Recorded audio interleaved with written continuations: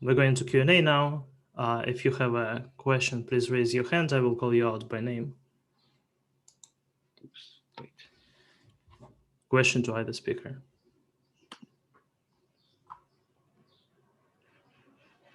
Dominic. Hi. Yeah, I wanted to ask Meng. Thanks for the talk.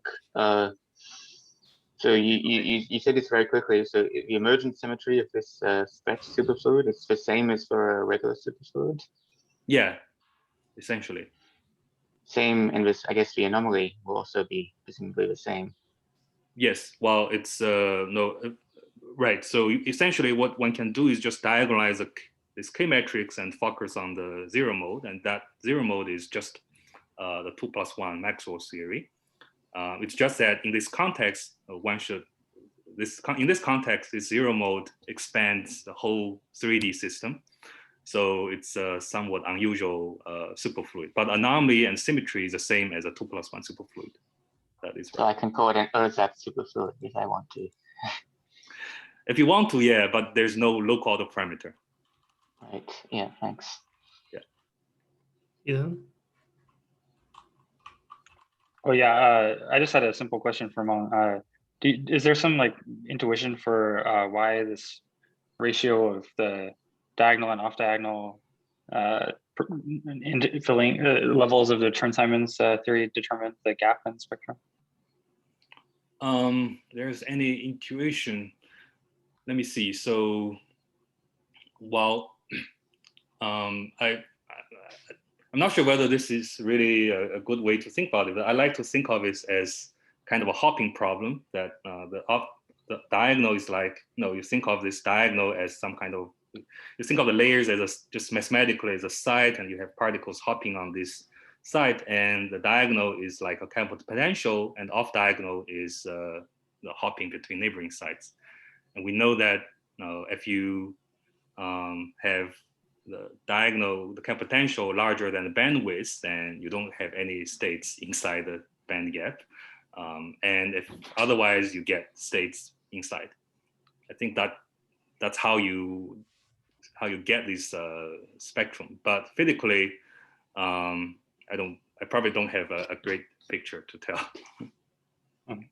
Okay, thank you. Juven? Yes. Maybe for Meng first. Can you do this also couple wire and also abelian transaminase? Can you do a non-abelian version of it, like non-abelian bosonization or non-abelian transaminase theory? Yeah, I guess so, right? You can, but I'm not sure whether there's something like in the 3D. You can definitely do 2+1. Just take some SU or whatever non-abelian CFT and couple the wires to get non-abelian transaminase theory.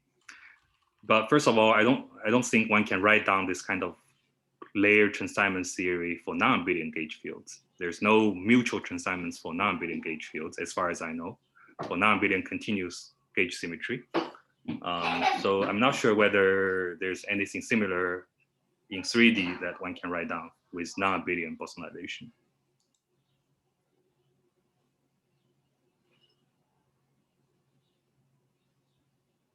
So that answers the question. Thanks.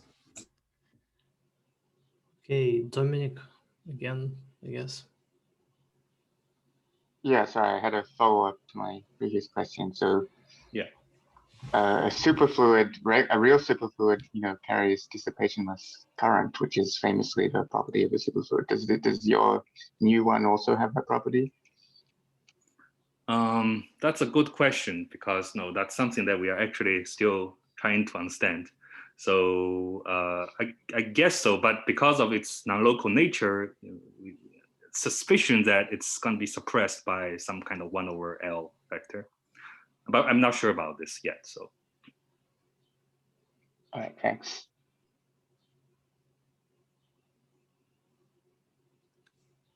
I guess I also have a question to Meng.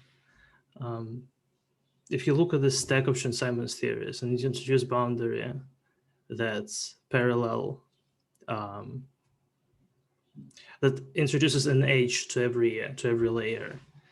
Did you think how the 2+1 theory looks like? Does it in the gapped case? So you mean like if I have a surface that's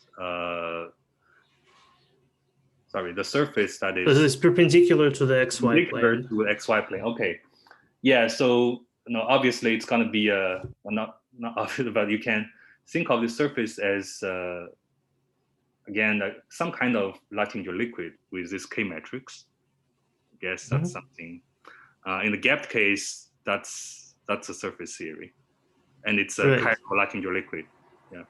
Well, I would guess it will be many of them. It's going to be like, again, a bunch of coupled wires. Right? Yeah, it has many wires coupled together by some kind of K matrix. Yeah. Many chiral wires coupled together. Sure. So do you know any properties of it if viewed as a 2+1? I know it. No, all I know is that it's chiral, and it's fully chiral, meaning that the chiral central charge is going to grow with the number of layers you have, and you can calculate scaling dimension, just using the usual formula, over the K matrix and etc. Okay. Sorry, I have a question. But can I? Yeah. I cannot raise a hand for some reason. This maybe for Thomas. So you discussed this Q-deform spin chain in 1+1D. I wonder, I don't know whether you have examples for higher dimensions. Is the input just some quantum group? Does that approach can be generalized? Can that approach be generalized to higher dimension? Thanks. Yeah. So a priori, that's not clear whether it can be generalized to higher dimensions, because the co-product, of course, needs a linear structure to be well defined. I mean, you have a tensor product, and the co-product is quite asymmetric, or to say, I mean, there's some braiding going on if you exchange factors. And of course, that's something which you cannot implement very well in higher dimensions. On the other hand, people, of course, looked, for instance, in 2+1 dimensions. They looked at matrix product operators and symmetries of matrix product operators. And in that context, one also has data that's coming from, say, modular tensor categories, and some of them are also coming from quantum groups, but then not for real values of Q, but rather on the unit circle. So it might be that some of these constructions using MPOs can actually be generalized. Of course, here, dealing with real Q, one has no finiteness condition. So one doesn't have a finite number of simple objects. One has an infinite number of representations, and that might make it more complicated mathematically in a way. Sorry, let me make sure. So is the symmetry law here is a group law that also invertible, or it's not? Is it invertible symmetry, or it's actually not invertible? So suppose I have some element G1 and G2 under the maybe say symmetry operator X on each other. Do you have a group law symmetry? No, it's not a group law. In a sense, the quantum group is closer to the Lie algebra. But that being said, one still needs to distinguish different sort of exponentiated version of the quantum group. So I think the philosophy should be you start looking at the Lie algebra, then you deform it. So you deform the commutators in the way I was explaining that. And then you can still think about what type of representations do you have, and can you potentially come up with a restriction on the representations that you're using to define some sort of global notion of a quantum group, something like the analog of the SO3 rotation group or the SU2 rotation group, right? I mean, they are different because SO3 is the Z2 quotient of SU2, and you can do the same kind of thing for quantum groups, even though you sort of analyze the Q deformation originally on the level of the Lie algebra only. So there is no group multiplication in the standard sense. There's also no group cohomology.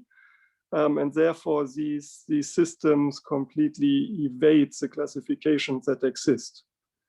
Right. Is that related to maybe people say about the non-invertible symmetry or categorical symmetry in some sense?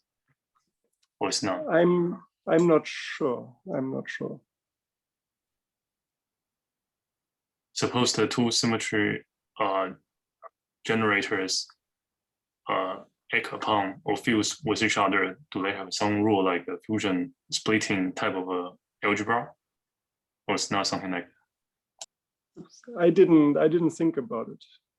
Yeah, cannot answer that question right now. Thanks. Thank you. Mm-hmm. Okay, media technology services. That's me. Hi. Yeah. A question for Meng. Can you tell us more about the gapless phase that you have? How many modes are there? What happens to that if you turn on monopole operators, etc.?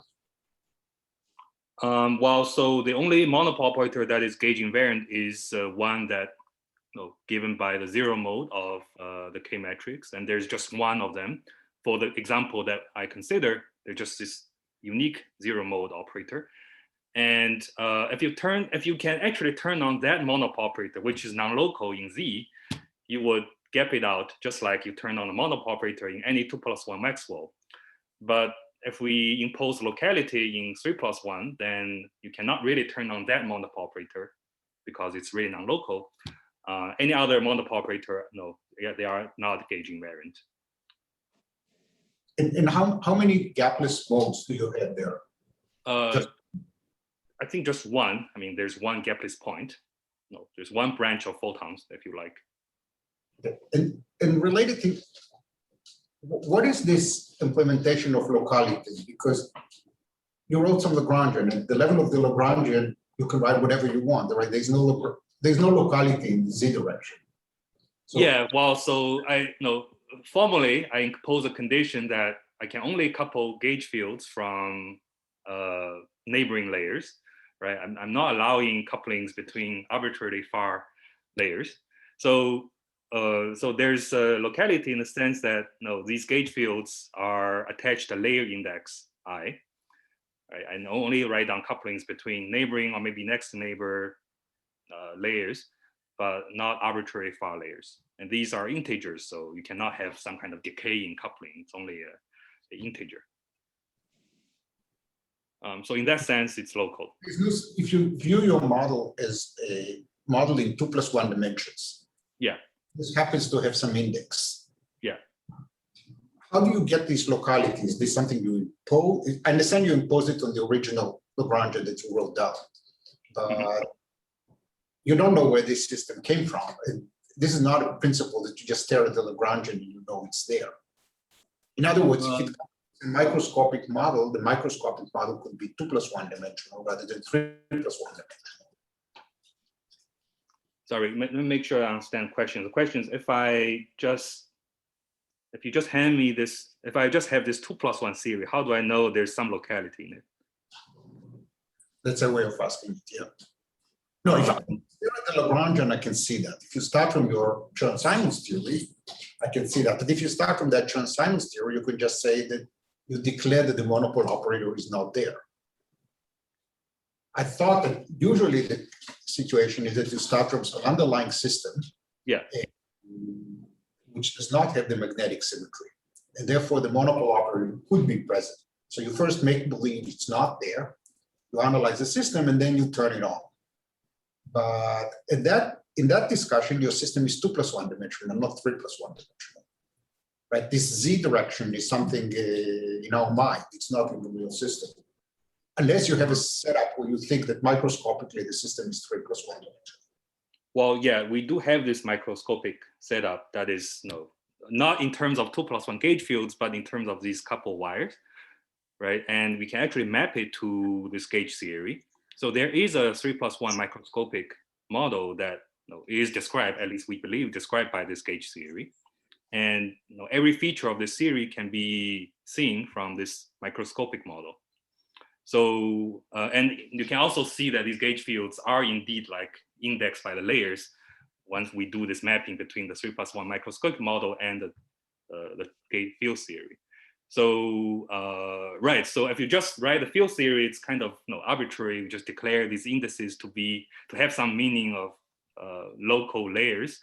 But I think it's, yeah, so at least for me, so that's why I want to have a microscopic realization so that there's some real meaning to this layer index. Not sure that answers the question. No, it does answer. Now, I have another question, if I may, about the same. Is there a sense in which you can take some kind of a continuum limit and write it as a 3+1 dimensional field theory? I don't know, but I suspect there might be a way, because if you think about this coupling, if you write down this coupling, the particular coefficient for this particular case that I'm thinking about, that I talk about in this talk, that has this 1, -2, 1 coefficient. And this is essentially just the discretization of the second derivative along z direction, right? So maybe there's a continuum limit where we can treat this gauge field as in 3+1, but now this K metric just becomes some kind of weird transaminase with partial z square in it. I'm not sure. This is just speculation, but this particular choice of parameter does seem kind of suggest that it's possible to make it a continuum theory in that way. But this is purely speculation right now. But that will have the wrong dimension, right? Because you'll have dz square and one interval dz. Yeah, so then it's then you have this you need to have some kind of cutoff scale in the action, in this supposedly topological action. So I'm not sure whether how to make sense of this. So far it's, yeah, as I said, just purely speculation. Thank you. Nat? I have a question about the quantum group. So is this symmetry on the lattice, is it on-site, or is it like a matrix product operator? So the symmetry here is on-site in a sense. I mean, of course, the co-product is non-local. So if you try to act on the whole chain, then there will be an action on all sides at the same time, sort of. But I would still regard it as local, because on-site, because essentially it comes from knowing how the quantum group acts on individual tensor factors. And then you just take tensor products and you get the action on the full chain, which is inherited from the co-product. So in a sense, it's non-local, but in a sense, it's also an on-site symmetry. And so it can be realized as a just tensor product. It doesn't need an MPO. No, it doesn't need an MPO. And I didn't think about the relation to MPO symmetries. I mean, that would be interesting to do. Thank you. I guess Meng has a question. Yeah, I have a question for Thomas, obviously. So for this deformation parameter Q, you say it's real, right?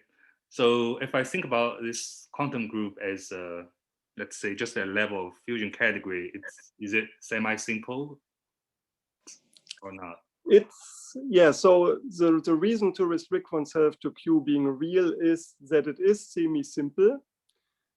So all representations are fully decomposable, everything is completely nice, but it doesn't have the feature that you can restrict yourself to a finite set of representations.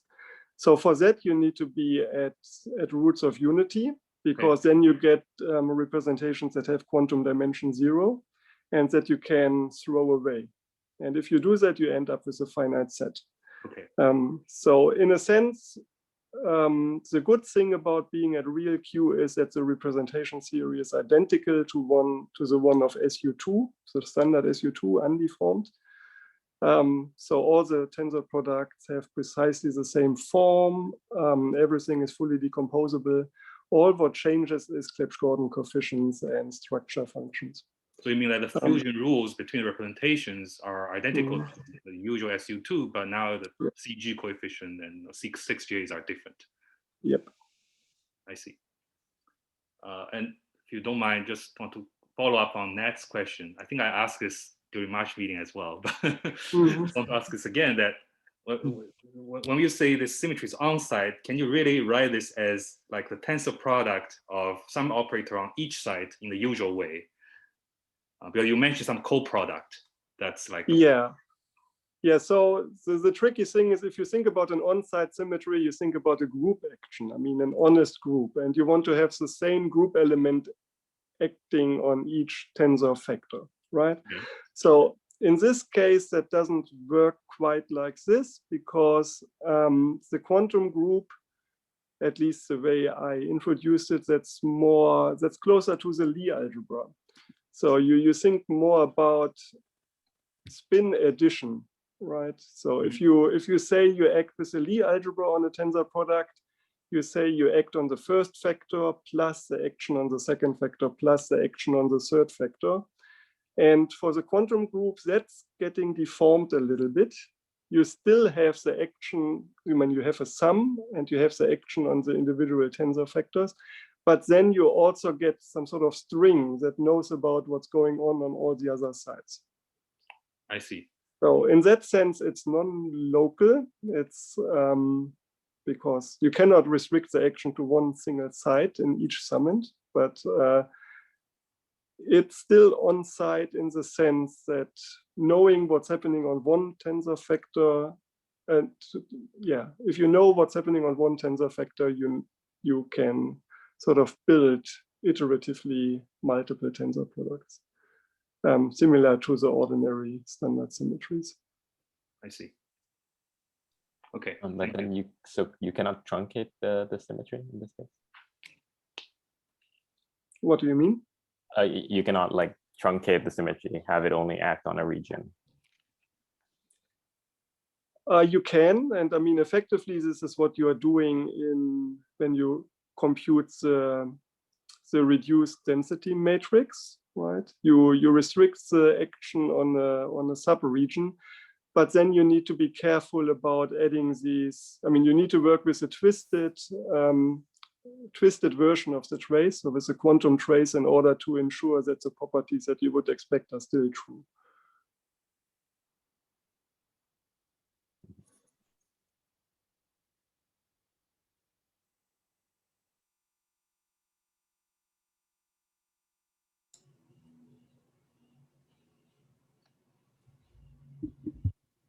So maybe I can just, yeah, no, okay. Okay, we have some time maybe for one last question.